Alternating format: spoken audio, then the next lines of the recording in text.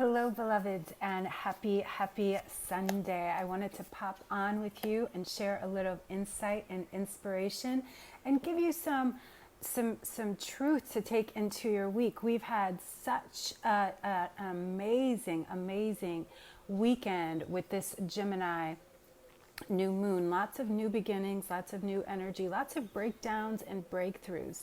And so because I am using the Light Seers Tarot, I wanted to share a little insight and inspiration because, many of us are going through so many different things through this experience as a global society.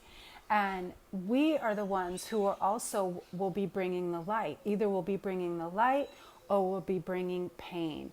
And so it's important that we allow ourselves to see, who am I being through this experience? What am I becoming through this experience? Is it going to be the same? For many of us, things will never be the same. I know here in Puerto Vallarta in Mexico, we're seeing places, businesses closed that won't reopen. We're seeing, so many different things. And I know wherever you are in the world, it's the same. And so as we come together at this time and collectively decide, who am I becoming through this experience? Who do I want to be? Where am I going? I know this Gemini new moon we had on Friday just kind of opened the door and really flicked on the light within us. And so many of us don't even know we're on a light seer's path. Many of us think we're just doing our thing, following our way, but all of us are truly on a light seer's path because everybody I know wants to be happy. Hey, Steve, I see you, beloved. Everybody I know wants peace of mind. Everybody I know wants abundance and prosperity. Everybody I know wants that calm and centered peace and kindness and grace and compassion. Everybody wants those things. The thing is, we always go looking in the wrong places for them. We go looking in relationships, in a bottle, in a job, in a just in so many different ways. But the truth is, all of that is within us. The thing is, we forget that we're on the path towards light. We think we're on the path towards getting some money, getting this relationship, getting. But in truth, we're being guided to the light. And that's the number one thing that we always forget. Hey, Tony. Hey, Keith. I see you. Hey, Sean. I see you. Thank you so much for tuning in. So when we allow ourselves to see ourselves as light seers instead of light seekers, because I spent the last 25 years seeking. Yesterday I shared a post that when I was a girl, I remember going Namyoho Renge Kyo. I went to see Louis Farrakhan. My mother was a seeker. I remember I went to a Catholic school for a little while. I learned, all these different things, all these different churches. We went to every kind of church that there was, but we never found anything. And that was the thing. My mother went to all these different types of churches and never found what she was looking for. And that's the key. That's the biggest key that I discovered in my healing, that I was always looking for something out there. And truly, when we allow ourselves to see ourselves as the light, then we become seers instead of seekers. And that's the important thing here, that we are not put here to just go looking, because when we're always looking out there, we're never going to find the light within ourselves. And so we have to allow ourselves to see our light. And when we see the light in ourselves, then we see it for everyone else. And so that is the key, to be on a path of a light seer, just like this tarot deck. And so I'm going to share a few tarot cards with you because guess what? It is a part of my gift. Just like my husband is an artist. I know, Tony, you are a retired policeman. We've all have our gifts and things, but I bet, Tony, now that you're retired from that experience, you've got all kinds of things that you're doing, right? And so when we allow ourselves to see ourselves as the light and to become light seers, then we truly do bring that experience to everyone else we see. One of the most interesting things that I've learned as a spiritual teacher is, when do we stop seeing the light? When do we stop seeing the light? You know, babies, you know, when we see little babies, oh, they're so cute. We love them. We love them. We love them. And then as they get older, we stop seeing their light. When does that happen? Why does it happen? Then we start judging them. Then we start telling them what they should do, could do, would do. And then we want to control them. And then as, you know, parents with adults, then we want to tell, oh, you know, you're doing the wrong thing, son, or, oh, daughter, you're not going on the right path. But if we had the plan right for ourselves, then our children would already know what to do. The thing is, it's about control. And so I know I'm going all over the place, but the truth is we've got to see our own light so we can see it for others, or so we can see it in others and allow others to express their light in the way that they want to express. You know, it's like now I see so many different women of so many different ages with blue hair, purple hair, green hair, all of this. It's because they finally stopped waiting for somebody to give them permission. You know, and this is the truth of what this whole experience is. This experience taught us to recognize the truth about ourselves. I know everybody in the United States was waiting for a work at home opportunity. Everybody I know, not even just in the United States, everybody in the world. And I just read in what country, I forget what country it is, they've moved their work week now to 4 days. Isn't that what we've always wanted? That's what they've done in many countries in Europe. Many countries in Europe only have a 4-day work week because they saw statistically during this experience that more people were more productive working at home. And this is the truth, what we've always wanted, right? So how are you going to carry that in, this message of, or in these experiences that you've allowed yourself to cultivate or create and cultivate during this experience, this global experience?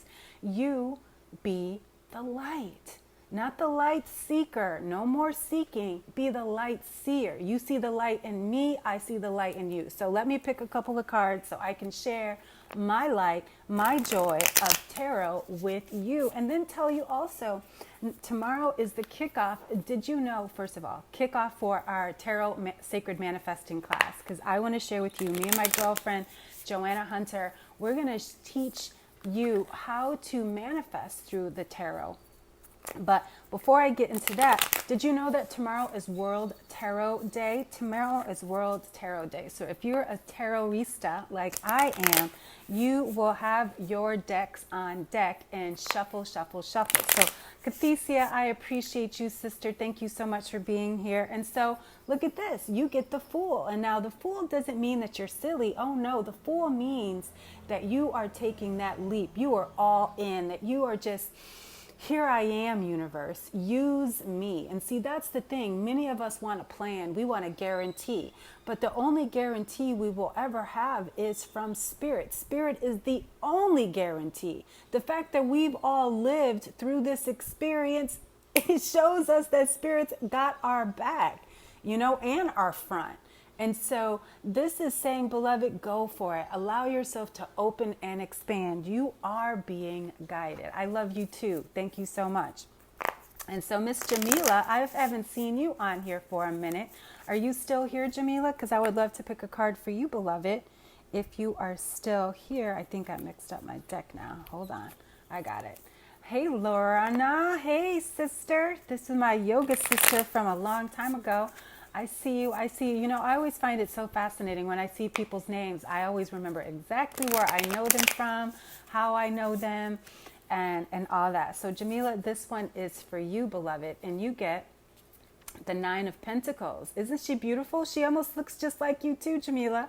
And so what this is telling me for you, beloved, is it's time for you to collect the blessings. Now, this isn't just about, you know, getting. This is truly about you have been planting the seeds and now your fruit are ripe.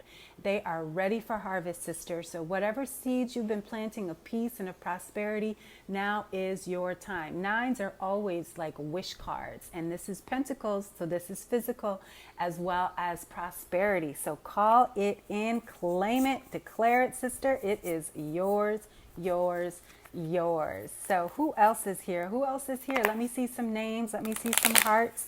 And if you can tell me how, Tony, I have never done a reading for you. So let me get one for you, Tony. Hold on. Steve, are you still here? And you guys, I just got my 5-minute warning from my phone letting me know I got 5 minutes. So before my social media goes off. So Tony, beloved brother, this one is for you. And so here we go. We get the 8 of Cups. And so what this is saying, truly allow yourself to gather all your strength and know cups are about your emotions. Thank you, Mari, about your emotions and your flow. So this is truly saying, where are you being fed? What is feeding you? How is your energy being guided and provided? And 8 is a very sacred number, you know, it's the infinity symbol. So this is really about you filling up your cup and allowing yourself to know that you are sourced always, in all ways. And I really love this card, but there's also an energy here of something you need to walk away from, but your fire is in the right place. And so whatever it is, let bygones be bygones. Again, this Gemini new moon was saying whatever needs to be released, let it go and relax. We have to, when we release, we always think it's got to be so hard and this difficult thing and da-da-da. But no, when we release something, it's okay to relax because we don't know what the release was about. But if it makes us feel good, we know it was the right thing. So it's important that we allow ourselves to listen to ourselves, truly listen to ourselves. So Tony, I hope that resonates for you, brother. I hope that you know that whatever it is you are leaving behind is for your highest and best good. And so grateful for that. So Mari, I'm going to give you one, and then you guys, I'm going to give us a reading for our Sunday night, and then my timer's going to go off, so it's going to zap me out of here.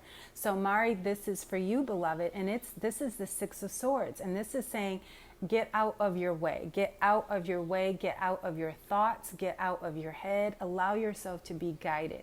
So often we think we got to wait and figure it out, but guess what? Spirit knows the way for you. The thing is, if you think that you know, if you knew, you wouldn't be in the situation. And so this is saying allowing yourself to be guided. You see those crows?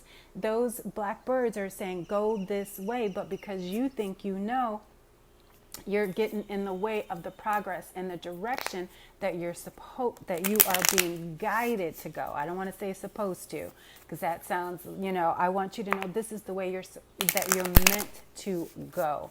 So let me pick a card for us, last and but not least, before my 5 minutes is up. And so here we go. Look at that, beloved. So we get the World card.